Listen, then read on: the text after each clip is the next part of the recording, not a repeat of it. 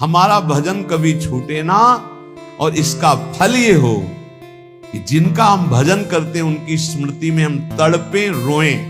ये खास बात, इसीलिए यहां कह दिया किम विष्णु भजनई, क्या किसी लोक लोकांतर के सुख की चाह करके भजन करना।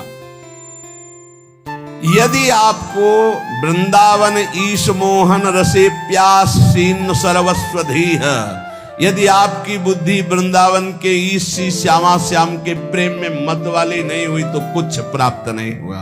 जीवन का सार भगवत प्रेम, क्योंकि प्रेमी महापुरुष है। भगवत प्रेम, तत्वबोध भी आत्म प्रेम है, उसमें मुझे कोई संशय नहीं। तत्व ज्ञान और तत्व बोध होना बड़ा अंतर है। जैसे हलवा बनाने का ज्ञान हो जाना और हलवा बना करके खा लेना, इतना अंतर है। तत्व ज्ञान हलवा बनाने का ज्ञान हो जाना, और तत्वबोध हलवा बनाकर खाकर उसका स्वाद ले लिया, वो तत्वबोध। श्री भरथरी जी महाराज कहते हैं कि मुझे लगा था कि मैं बहुत ज्ञानी हूं। संतों के वचन बहुत अमृत में होते हैं। कह रहे हैं कि यदा किंचित ज्ञोहम द्विपयु मदांधा समभवम, मुझे लग रहा था कि मैं चक्रवर्ती सम्राट हूं, मैं बहुत पुण्यवान हूं, मैं बहुत महात्मा हूं, मैं बहुत ज्ञानी हूं।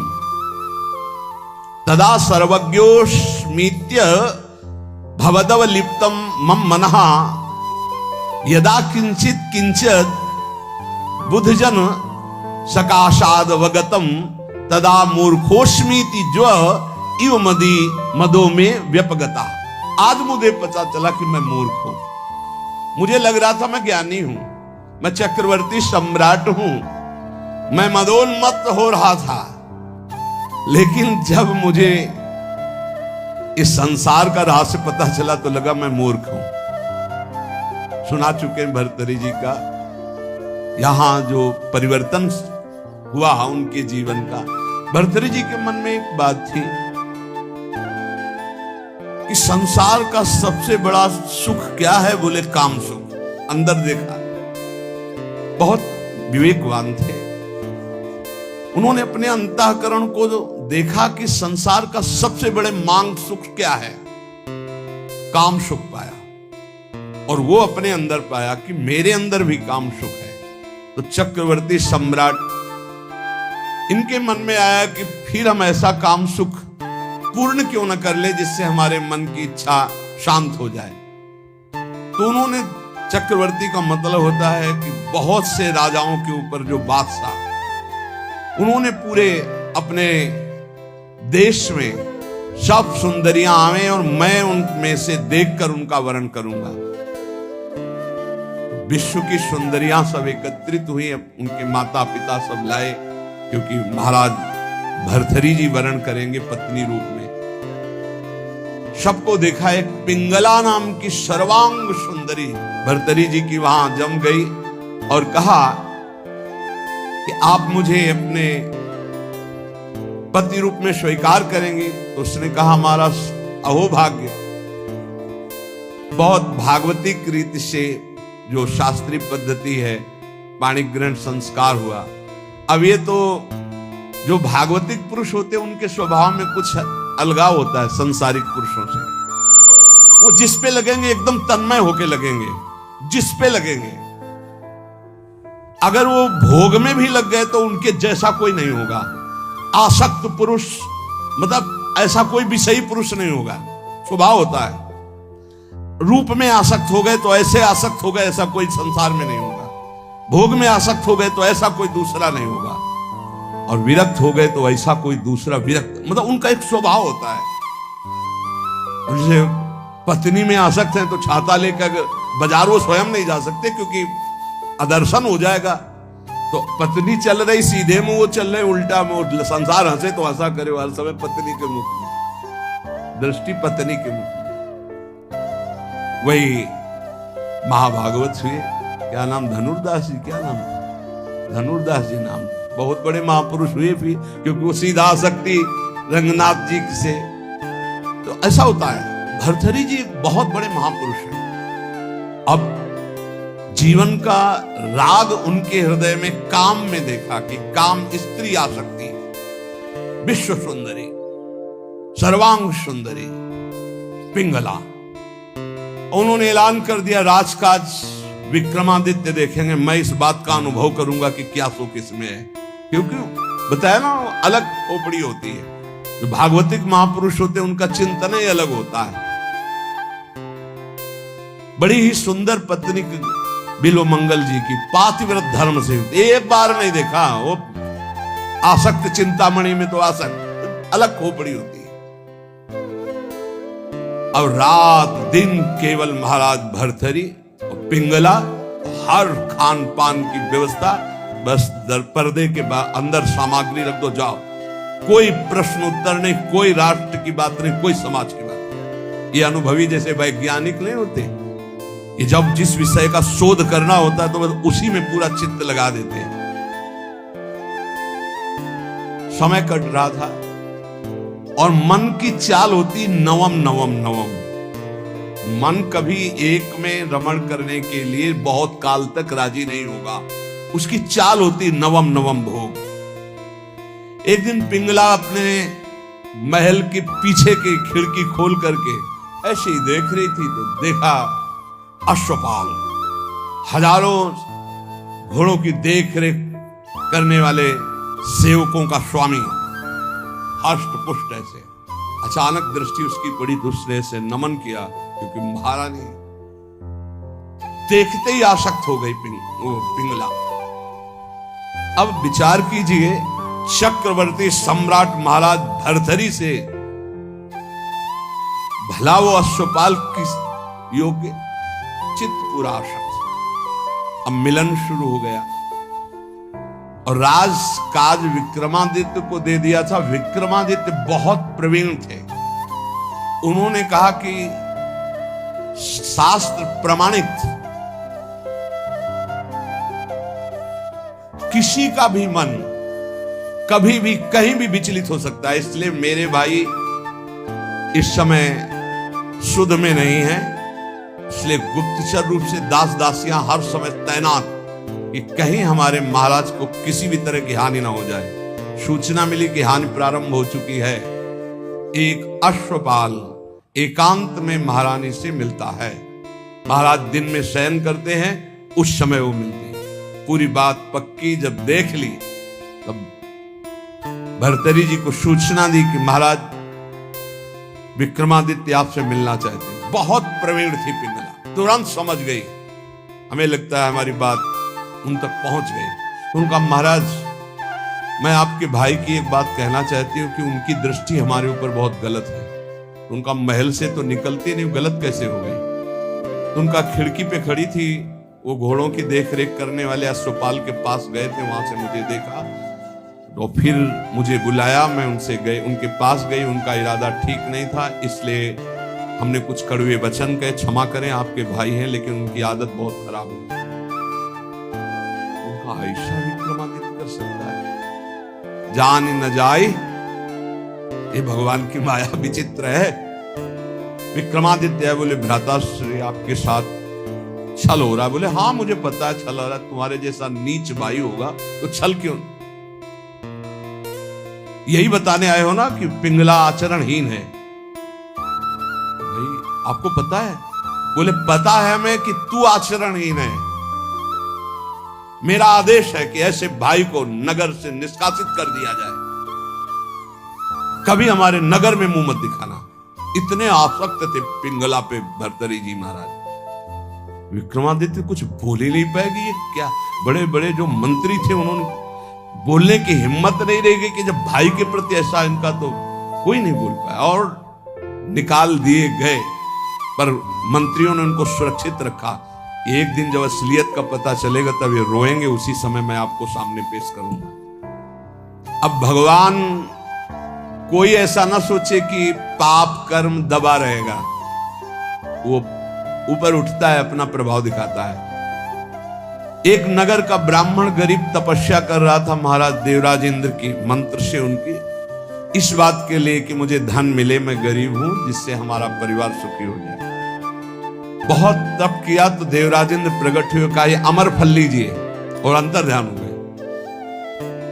वो बात करे करे तेरे अंतर ध्यान, तो उनका अमर फल लेके क्या करूं, वैसे दरिद्र गरीब ब्राह्मण अमर होकर के क्या करूंगा।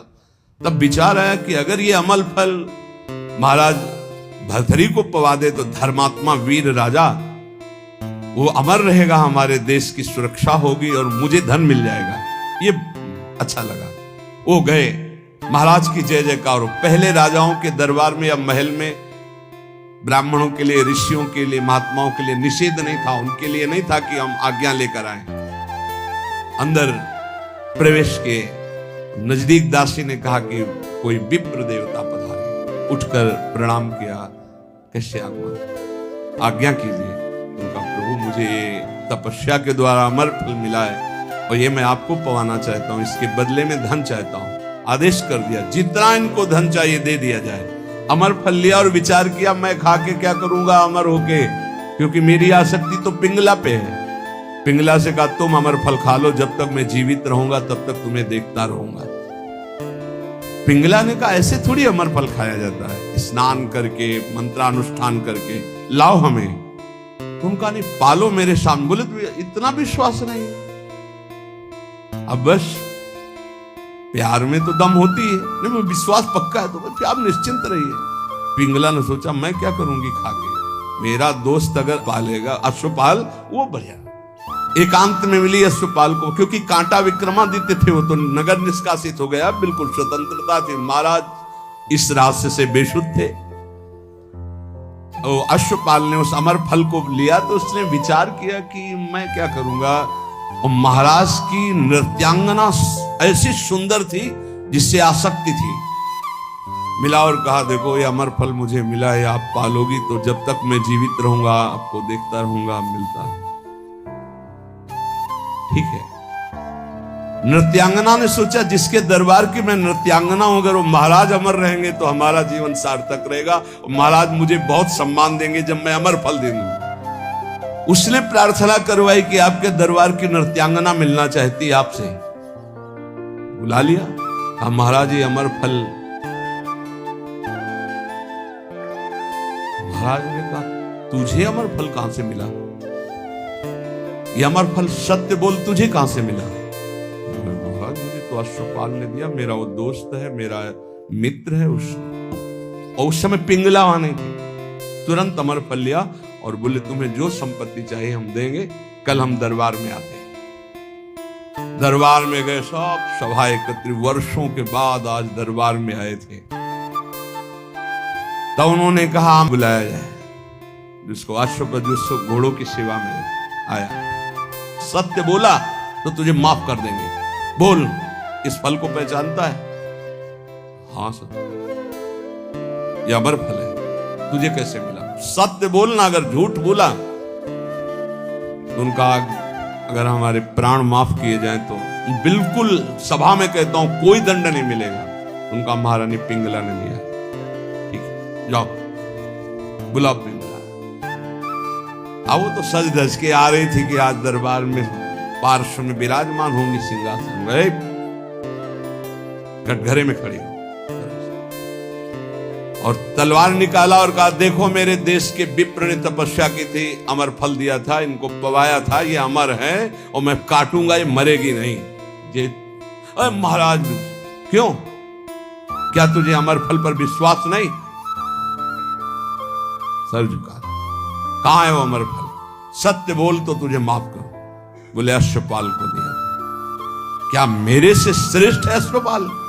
मैं चक्रवर्ती सम्राट भर्तरी तेरे योग्य नहीं रहा, धिक्कार है सीमा। तभी कह रहे यदा किंचित व्योहम द्विपयु मदांधा संभवम। मैं मदांध हो गया था, अपने को ज्ञानी समझता था, अपने को बलवान समझता था, अपने को राजा समझता। उसी समय भर्तरी जिनका धिक्कार है। मैं चक्रवर्ती सम्राट, मुझसे पिंगला तृप्त नहीं, पिंगला से अश्वपाल तृप्त नहीं, अश्वपाल वैश्या से प्रेम करता, धिक्कार है। कहां प्यार है, कहां अपनापन है। और मुकुट उतार के रखा और कहा कि आज अगर विक्रमादित्य होते तो मुझे ये चिंता नहीं होती कि मेरे राज्य का क्या होगा। तब मंत्रियों ने कहा आप महाराज निश्चिंत रहें, व्यवस्था पूरी, विक्रमादित्य सुरक्षित है। तो उनको यहाँ विराजमान करो। मैं एक क्षण भी ऐसे प्रपंच में नहीं टिकूंगा। महावैराग्यवान होकर भर्तरी जी के श्लोक बैरागियों के अमृत है। वो कह रहे हैं कि मैं बिल्कुल अज्ञानी था, मदोन्मत मदांध था। उस समय मेरा मन यही सोच रहा था कि मुझे बहुत ज्ञान है, मैं बहुत प्रवीण हूं। लेकिन आज जब भगवान शंकर की कृपा से ज्ञान हुआ, तब मुझे लग रहा है कि मैं घोर अज्ञानी, घोर विषयी मदांध था। मेरा अहंकार दूर हो गया कि मुझे ज्ञान था। आज असली ज्ञान हुआ मुझे। भर्तरी जी कह रहे, एशाम न विद्या न तपो न दानम, ज्ञानम न शीलम न गुणो न धर्मा, ते मर्तुलोके भुवि भार भूता, मनुष्य रूपेण मृगाश्चरन्ति। जिनमें न भागवतिक विद्या है, न भगवत तत्व का ज्ञान है, न शील है, न गुण है, न भागवतिक धर्म है, तो मृत्यु लोक में पृथ्वी में भार बने हुए मनुष्य रूप में वो पशु है साक्षात। न भजन है, न धर्म है, न राष्ट्र सेवा, न भगवत सेवा, न समाज सेवा। बोले पशु है साक्षात। मनुष्य रूपेण मृगाश्चरन्ति, रूप तो मनुष्य का लेकिन पशु है, राक्षसी भाव है। जाड्यम धियो हरति सिंचति वाचि सत्यम, मानोन्नतिम दिशति पापमपाकरोति, चेतः प्रसादयति दिक्षु तनोति कीर्तिम, सत्संगति कथय किम न करोति पुंसाम। यदि संत पुरुषों का संग मिल जाए तो किसका नहीं उपकार हो जाएगा, अर्थात किसका नहीं मंगल हो जाएगा, अर्थात सबका हो जाएगा। क्योंकि संत पुरुषों के संग से बुद्धि की मूर्खता का अपहरण होता है, जड़ता का अपहरण होता है। सत्संग से वाणी में सत्य का संचार होता है। सत्संग से सबको सम्मान देना आता है। सत्संग पाप को दूर करता है। सत्संग चित्त को आह्लादित करता है, क्योंकि चित्त से वो प्रभु का चिंतन करता है और समस्त दिशाओं में कीर्ति फैल जाती है सत्संगी महापुरुष की। इसलिए धन्य है जिसको सत्संग प्राप्त हो गया। भोगा न भुक्ता वयमेव भुक्तास, तपो न तप्तम वयमेव तप्ताः, कालो न यातो वयमेव यातास, तृष्णा न जीर्णा वयमेव जीर्णा। हमने भोगों को नहीं भोगा, भोगों ने हमको भोग लिया। किसी काम का नहीं रखा, तप नहीं किया, तप्त होते रहे, जलते रहे। काल व्यतीत नहीं हुआ, हमारा जीवन व्यतीत हो गया। तृष्णा नहीं मरी, हम जीर्ण हो गए, वही भोग वासना। इसलिए भक्तिर्भवे मरण जन्म भयम हृदिस्थम, स्नेहो न बंधुस न मन्मथला विकारा, संसर्ग दोष रहिता विजना वनांता, वैराग्य मस्तिकिमतः परमर्थ नियम। सबके आदि कारण भगवान का भजन करो, मान लो मेरी बात, वही तुम्हारे हृदय से जन्म मृत्यु का चक्र मिटा देंगे। यहां कोई तुमसे प्यार नहीं करता। भर्तरी जी के उनका अनुभव, ना कोई तुम्हारा या भाई है, न बंधु है, न कुटुंबी है, न पत्नी है, न पुत्र है। केवल माया ममता का विकार रचकर तुम्हें भगवत प्राप्ति से विमुख करने का नाटक कर रही है। हृदय में एक काम विकार का अभाव कर दो, कुछ नहीं है इसमें, केवल माया नाटक के द्वारा समय नष्ट कर रही है। कामिनी के कमनी कलेवर को देखकर जिसका मन आसक्त हो गया वो क्या करेगा।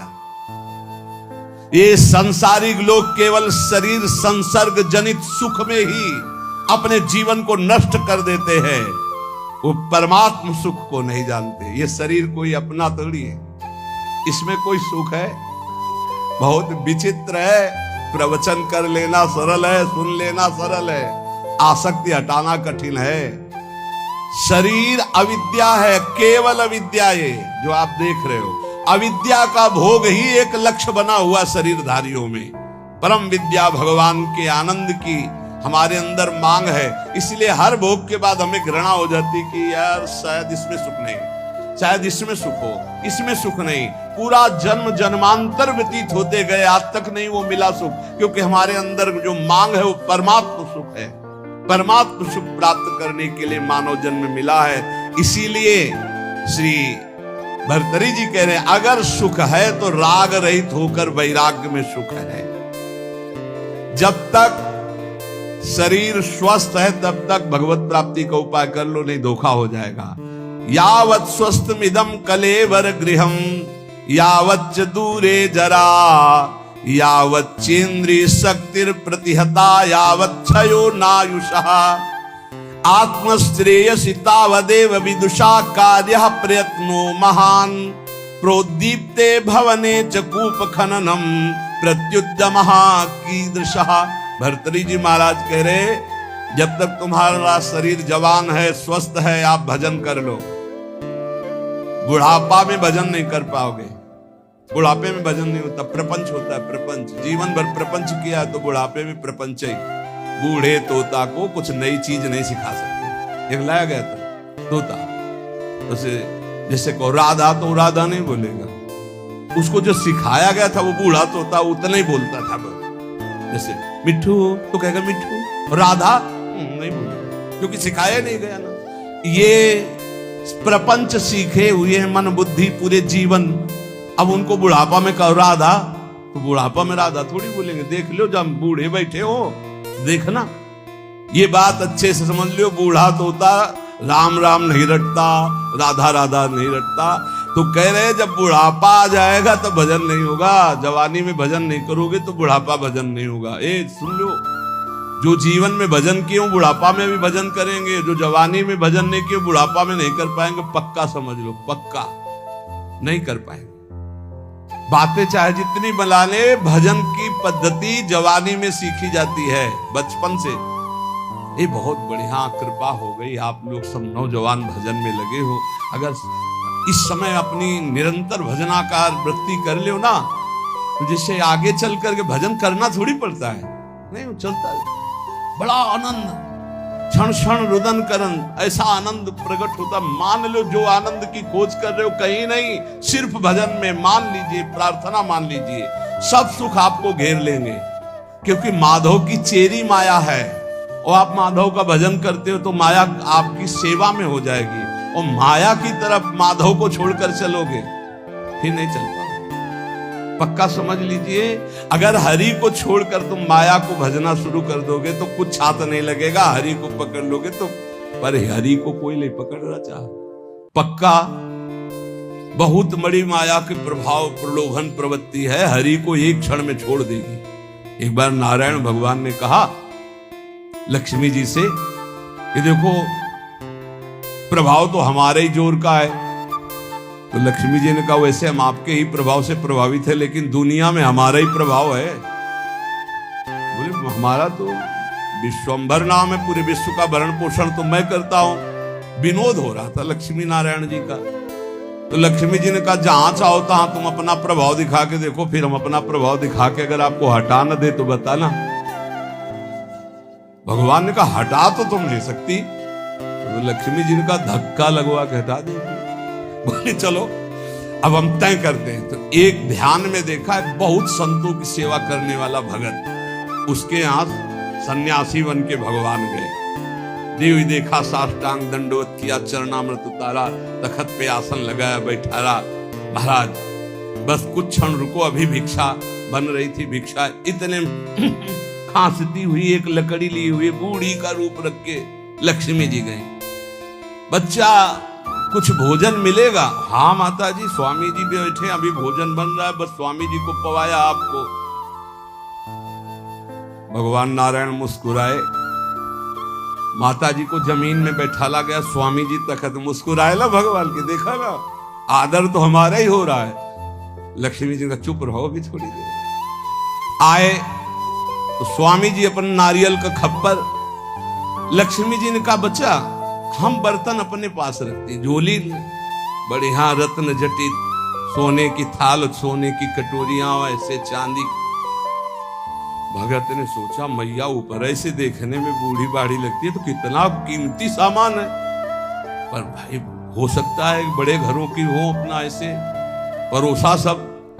अब स्वामी जी की तरफ तो दृष्टि, माता जी लाओ माता जी बर्तन धो के हम आपको दे दें। बोले नहीं बेटा, एक बार जिस बर्तन में पाते हम दोबारा उसमें पाते नहीं, और ये तुम ही रख लो।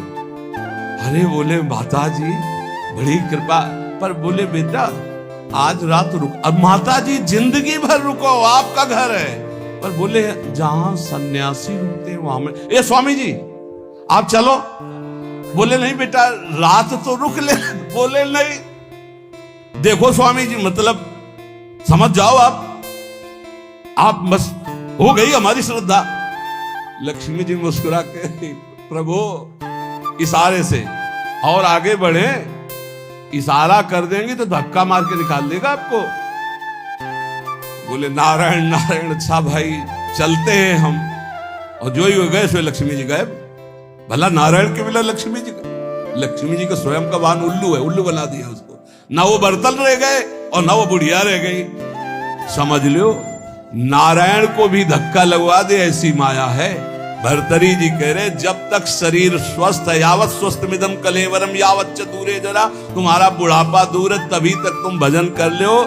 कहीं ऐसा ना हो कि आग लगने पर कुआं खोदना मूर्खता जैसे कही जाती है, ऐसे काल भगवान तुम्हारा सर्वस्व नाश कर दे और तुम भगवान का भजन नहीं कर पाए तो तुम्हारा जीवन व्यर्थ चला जाएगा। इसलिए सब ये सत्संग जो सुनाया जा रहा है उसका सार है, कोई तुम्हें प्यार नहीं करता, यहाँ कोई तुम्हारा नहीं, एकमात्र श्री भगवान का आश्रय लेकर सबकी सेवा करो। जो तुम्हें कर्तव्य कर्म मिला, तुम किसी के पति हो, किसी के पुत्र हो, किसी के परिवार के कोई सदस्य हो, अपने धर्म का पालन करो, सब में भगवत भाव करो, नाम जप करो, इसी से भगवत प्राप्ति हो जाएगी। शेष चर्चा आगे। श्री राधा वल्लभ लाल की।